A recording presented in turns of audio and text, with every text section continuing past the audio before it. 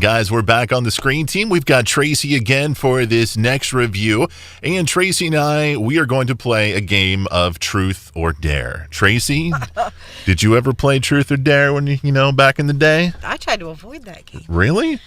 I had a lot of good times playing Truth or Dare. So did you watch this one? I did watch this one, yeah. So sometimes with scary movies, sometimes the scary movies I chicken out and say, no, thank you very much, ma'am. But this one I definitely did check out. And what did you think? Were you scared? There was creepy things, jumpy things. You could kind of tell that the guy at the beginning what he was doing there, but the ending, I wish I could have my daughter here because this ending of this movie makes her so angry. She was just mad because it didn't turn out the way that she wanted it to? She hates the main character. Okay. I don't want to give away too many spoilers. Sure. But let's talk. We can talk about the main character again here in a second. Let's talk about a little bit of the plot. We've got this young group of kids. I guess they're like college age, right? Yeah. They decide to go on spring break like college kids do. They go down to Mexico. And they're having a good time. It's the last day, and they meet this guy, this cute guy, and he's flirting with our main character. And he's like, "Hey, before you go, you guys got to come party with me over at this church. It's awesome." Right, this really creepy church in a country that you don't know what's going on with a stranger guy you met an hour ago. And they're like, "Sure, let's go." Right? I get the safety in numbers, I guess, but no. So they go there and they play a game of Truth or Dare. And they play the game, and it gets interrupted or it stops, and then they find out that they have to keep on playing this game of Truth or Dare, or they're going to die. Is that our basic plot here? Yes. If you don't tell the truth, if you don't do the dare, then reality gets manipulated and you end up dying. Sure.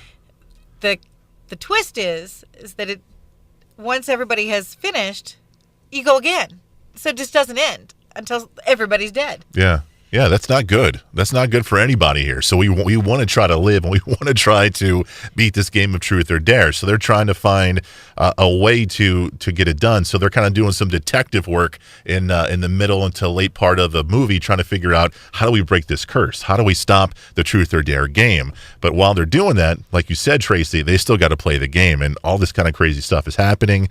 And it's not like a generic game of Truth or Dare where like, oh, tell me, do you like Bob or something like that? Well, there was an element to that. Well, there was, but then it gets deep where it's like, okay, you gotta, do some pretty evil stuff here. I mean, it gets darker. Yeah, the one girl has to break our main character's hand. Oh yeah, I was like, no, don't do that. Don't just die. It didn't work that way. But it's okay because she gets back at her friend. Yes, she does. So there was a lot between our two main characters. Let's see. We have Olivia, played by Lucy Hale. Let me try to find that again. And IMDb just really, really gets me, man. So we had Lucy Hale. What did your daughter didn't like that character? What did you think of her? Well, she did at first, but the ending has kind of a not as really much to say as an Alfred Hitchcock ending. You kind of could tell it was going to go somewhere like that, but the girl was selfish, and she put her and her best friend above basically the rest of the world. That's true. And there was a scene in the beginning part where where she's kind of tested and she picks the entire world basically, and then she gets asked that question again, and looks like she might have a different response to that. So we got Lucy Hale. She plays one of our main characters in this film, and we've also got another lady named Olivia. She's also in this film as well, playing our two best friends. Is this a film that you would want to see again? Truth or Dare? Generally never Truth or Dare, Tracy? Truth or Dare? I don't ever watch scary movies again because the element of surprise is gone. So you're one and done on scary movies? Definitely. For the most part now. Wow. So Freddy Krueger, I'm wanting to do a marathon with those. All right, well, riddle me this then, Tracy. Truth or Dare? If they came out with a Truth or Dare 2, would you go see it? Same characters. Go see it? No. But would you rent it? maybe, or just wait for it to hit Netflix. All right, say there's a horror fan out there. They're like, okay, it's Friday, Saturday night. I want a good scary movie. I want something different, something we haven't seen already. Would you recommend Truth or Dare to that person? Probably not. Yeah, I would go the same way. I'd say skip it. I'd say dare, find something else. That's what I would say. Now, once it hits maybe Netflix or something, it'd be worth it. Yeah.